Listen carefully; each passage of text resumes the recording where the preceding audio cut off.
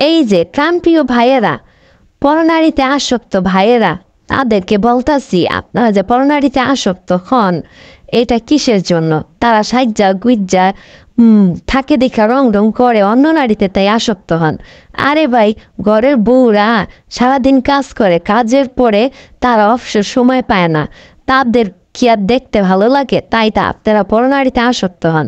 দেখেন ভাই দেখেন, আপনারা যদি এমন করেন তাহলে জুনিয়র সাকিবের কথা একটু মনে রাখেন। জুনিয়র সাকিবের টুনটুনি গাইটা দিছে, তো ওই রকম যেন না হয় আপনাদের পরিবারে। সময় থাকতে বউরে ভালোবাসেন, বেশি বেশি ভালোবাসেন, বউর কথা শুনেন।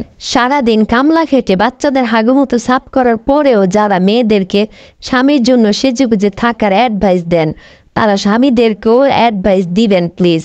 কারণ আমরা নারীদের চোখেও সৌন্দর্য লাগার দরকার আছে। আমাদের মন চায় সারাদিন কাজ করার পর সুন্দর হ্যান্ডসাম স্বামীদেরকে দেখে চোখ জুড়াই। পুরান একটা লুঙ্গি আর আদা পুরান একটা সেন্টু গেঞ্জি পরে চ্যাংদালা হয়ে শুয়ে মোবাইল গুতাইতে দেখলে আমাদেরও গা গিরগির করে। তাই শুধু মেয়েরা না, পুরুষরাও একটু পরিপাটি হয়ে চলা উচিত।